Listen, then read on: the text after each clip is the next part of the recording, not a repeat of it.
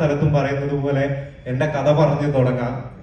ഞാനും നിങ്ങളെയൊക്കെ പോലെ തന്നെ ഒരു കാലത്ത് രണ്ട് കാലിൽ നടന്ന ഒരാളാണ്.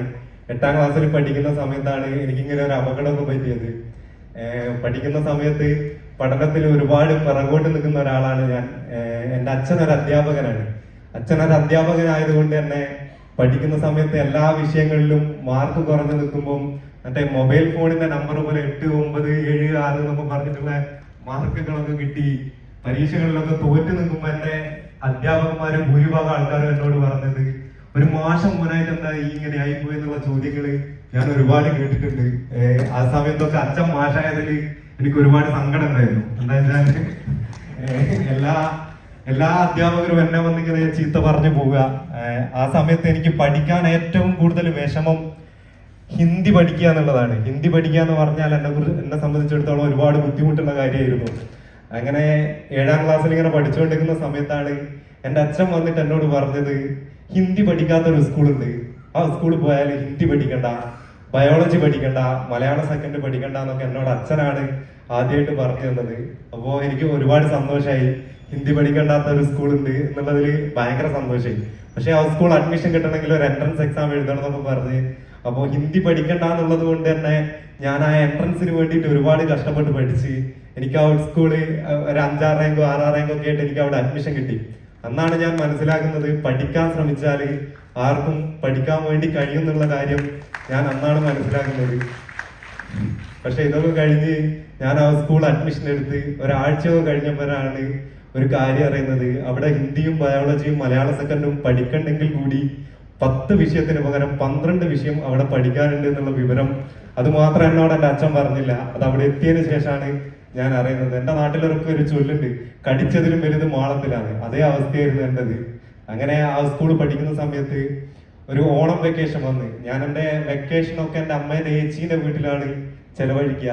അതിനുള്ള ഏറ്റവും പ്രധാനപ്പെട്ട കാരണം എൻ്റെ അമ്മേൻ്റെ ഏച്ചിക്ക് 2 മക്കളുണ്ട്, 2 ആൺകുട്ടികളുണ്ട്. അവര് കളിക്കുന്നത് കൊണ്ട് തന്നെ കളിക്കാനുള്ള സൗകര്യങ്ങൾ എൻ്റെ മൂത്തമ്മേൻ്റെ വീട്ടിൽ ഒരുപാടുള്ളത് കൊണ്ട് എൻ്റെ വെക്കേഷൻ തീർന്ന് ഞാൻ എൻ്റെ മൂത്തമ്മേൻ്റെ വീട്ടിലാണ് ചെലവഴിക്കുക. അങ്ങനെ ഒരു ഓണം വെക്കേഷന്റെ സമയത്ത് എൻ്റെ അമ്മേൻ്റെ ഏച്ചീൻ്റെ വീട്ടിൽ താമസിക്കാൻ പോയി.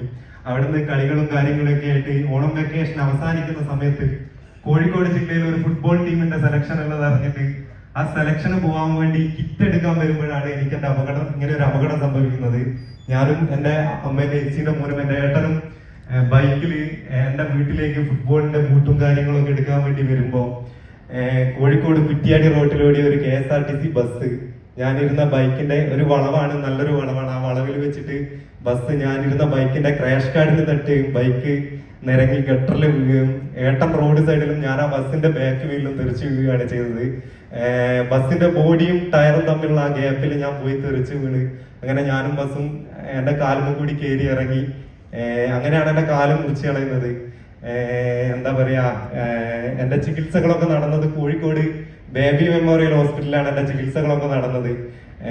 ഹോസ്പിറ്റലിൽ ചികിത്സ കഴിഞ്ഞിട്ട് ഞാൻ അവിടെ എത്തിയിട്ട് എൻ്റെ കാല് മുറിച്ച വിവരം പോലും ഞാൻ അറിയുന്നത് ഒരു ആഴ്ചയൊക്കെ കഴിഞ്ഞിട്ടാണ്. എന്താന്ന് വെച്ചാൽ ഞാൻ ഹോസ്പിറ്റലിൽ എത്തുന്ന ഇതുവരെ എനിക്ക് ബോധം ഉണ്ടായിരുന്നു. പക്ഷെ അതിനുശേഷം എൻ്റെ ഡോക്ടർമാർ ഒരു മൂക്കിലൊരു സാധനമൊക്കെ ഇട്ട് ബോധം കെടുത്തുകയാണ് ചെയ്തത്. അതൊക്കെ എനിക്ക് കൃത്യമായിട്ട് ഓർമ്മയുണ്ട്. അതിനുശേഷം ഞാൻ ICUവിൽ പിന്നെ ഞാൻ ബോധം ഉണരുന്നത് ICUവിലാണ്. ICUവിൽ ഞാൻ ബോധം വന്നത് മുതൽ ഞാനിങ്ങനെ മലർന്ന് കിടക്കുകയാണ്. എനിക്ക് കിടന്നിടയ്ക്ക് നോക്കിയാൽ എൻ്റെ കാല് കാണാൻ പറ്റൂല. 2 കാലും വേദനയാകുന്ന ഫീൽ എനിക്കുണ്ട്. എൻ്റെ എന്താ പറയാ, എൻ്റെ ബെഡിന്റെ അടുത്ത് ആകെ വന്നിരിക്കുക എൻ്റെ അച്ഛൻ്റെ ഏട്ടൻ മാത്രമാണ്. ബാക്കി എല്ലാവരും ICUവിലേക്ക് കയറി വരുമ്പോൾ എന്നെ കാണുമ്പോൾ തന്നെ കരഞ്ഞുകൊണ്ട് ഇറങ്ങി പോകും.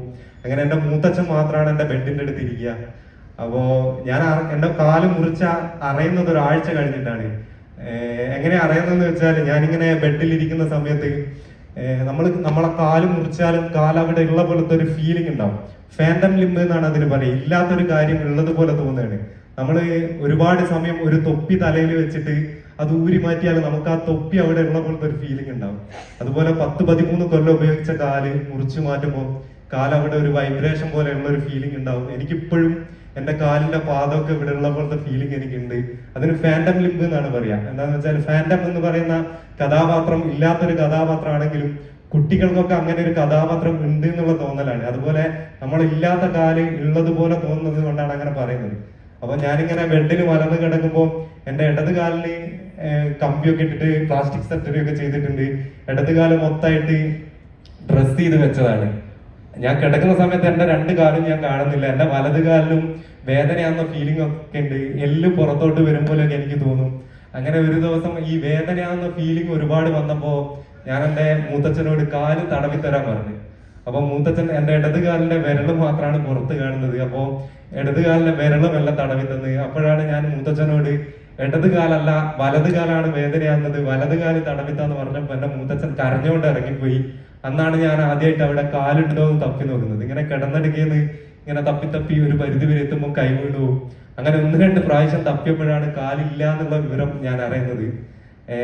ആ സമയത്ത് ഞാൻ എന്റെ തൊട്ടടുത്തുള്ള ഒരു നേഴ്സിനെ വിളിച്ച് എന്താ കാര്യം എന്നൊക്കെ ചോദിച്ചപ്പോ കണ്ണൻ എന്ന് പറയുന്ന ഒരു നേഴ്സാണ് എന്റെ അടുക്ക വന്നിട്ട് ഇങ്ങനെ കാല് മുറിച്ച് കളഞ്ഞ് എന്നുള്ള കാര്യങ്ങളൊക്കെ പറഞ്ഞത്. അന്നൊക്കെ എനിക്ക് ഒരുപാട് സങ്കടം ഉണ്ടായിരുന്നു. എന്റെ ഏറ്റവും പ്രധാനപ്പെട്ട സങ്കടം ഫുട്ബോൾ കളിക്കാനാവൂല, അല്ലെങ്കിൽ ഒരു മിലിറ്ററിക്കാരനാവാൻ പറ്റൂല എന്നുള്ളതായിരുന്നു എന്റെ ആ സമയത്ത് ഏറ്റവും പ്രധാനപ്പെട്ട സങ്കടം. എന്താന്ന് വെച്ചാല് ഞാൻ എന്റെ ജീവിതത്തിൽ ഏറ്റവും കൂടുതൽ ആഗ്രഹിച്ചത് ഒന്നുകിൽ ഒരു ഫുട്ബോൾ പ്ലെയർ ആവണം, അല്ലെങ്കിൽ ഒരു മിലിറ്ററിക്കാരനാവണം എന്നാണ്.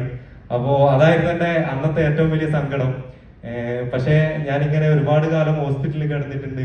ഹോസ്പിറ്റലിൽ കിടന്ന് ഞാൻ ഡിസ്ചാർജ് ആകുന്ന സമയമായപ്പോ എനിക്ക് ഒരുപാട് സന്തോഷമായി. എന്താന്ന് വെച്ചാല് ഹോസ്പിറ്റലിന്റെ അന്തരീക്ഷത്തിൽ നിന്നൊക്കെ മാറി വീടിന്റെ അന്തരീക്ഷത്തിലേക്ക് എത്താന്നുള്ള ഭയങ്കരമായിട്ടുള്ള സന്തോഷം എനിക്ക് ഉണ്ടായി. ഹോസ്പിറ്റലിൽ കിടക്കുന്ന സമയത്ത് എന്റെ ഏറ്റവും വലിയ ആഗ്രഹം എങ്ങനെയെങ്കിലും ഒന്ന് വീട്ടിലെത്തണം എന്നുള്ളതായിരുന്നു.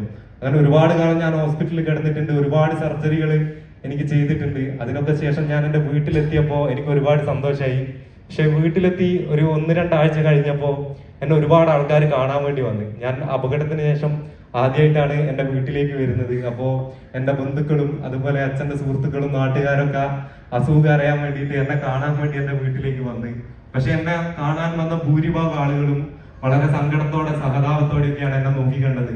ഞാൻ എന്റെ ജീവിതത്തിൽ ഏറ്റവും കൂടുതൽ വെറുക്കുന്നത് സങ്കടത്തോടെയും സഹതാപത്തോടെയൊക്കെയുള്ള പരിചരണങ്ങളാണ്. പക്ഷെ എന്റെ നാട്ടിലുള്ള ഞാൻ അതുവരെ കളിച്ച എന്റെ ഫുട്ബോൾ ക്ലബിലുള്ള എന്റെ സുഹൃത്തുക്കളാണ് എന്റെ അടുത്ത് ആദ്യമായിട്ട് ചിരിച്ചുകൊണ്ട് വരികയും എന്നെ വീണ്ടും കിടക്കേന്ന് കളിക്കളത്തിലേക്ക് കൂട്ടിക്കൊണ്ടുപോയതൊക്കെ എന്റെ സുഹൃത്തുക്കളാണ്. ഞാൻ ബെഡിൽ കിടക്കുന്ന സമയം മുതൽ ബെഡിൽ കിടന്നിട്ട് ചെസ് ബോർഡ്, ക്യാരം ബോർഡ് അതുപോലുള്ള കളികളൊക്കെ കളിച്ച് ജസ്റ്റ് എഴുന്നേറ്റ് ഇരിക്കാൻ തുടങ്ങിയ സമയത്ത് ഇങ്ങനെ വീൽ ചെയറിൽ ഇരുത്തിയിട്ട് നാട്ടിലുള്ള പല സ്ഥലങ്ങളിൽ കൊണ്ടുപോവുകയും വീൽ ചെയറിൽ ഇരുന്നിട്ട് ഷട്ടിൽ ബാറ്റ്, വോളിബോള് അതുപോലുള്ള കളികളൊക്കെ കളിച്ചിട്ടുണ്ട്. അതിനൊക്കെ എന്നെ ഏറ്റവും കൂടുതൽ സഹായിച്ചത് എന്റെ സുഹൃത്തുക്കളാണ്. ആ സമയത്ത് എന്റെ സുഹൃത്തുക്കളൊക്കെ സ്കൂൾ വിട്ടിട്ട് നേരെ എന്റെ വീട്ടിലേക്കാണ് വരിക. എന്നിട്ട് രാത്രി 8 മണിക്കോ 9 മണിക്കൊക്കെയാണ് അവർ തിരിച്ച് അവരുടെ വീട്ടുകളിലേക്കൊക്കെ പോയത്. അത് എന്താ പറയാ, എന്റെ സുഹൃത്തുക്കൾ എന്നെ ഒരുപാട് സപ്പോർട്ട് ചെയ്തിട്ടുണ്ട്. ഞാൻ വീൽ ചെയറിൽ ഇരിക്കുന്ന സമയം മുതൽ ക്രിക്കറ്റും ഷട്ടിലും ഒക്കെ കളിച്ചിട്ടുണ്ട് വീൽ ചെയറിൽ ഇരുന്നിട്ട്. അങ്ങനെ ഒരുപാട് സമയം ഞാൻ വീൽ ചെയറിൽ ഇരുന്ന് കളിക്കാൻ തുടങ്ങി. അങ്ങനെ ഒരു ദിവസം എനിക്ക് മുട്ടിൻ്റെ ഉള്ളിൽ നിന്ന് ഒരു വേദന വരാൻ തുടങ്ങി. അങ്ങനെ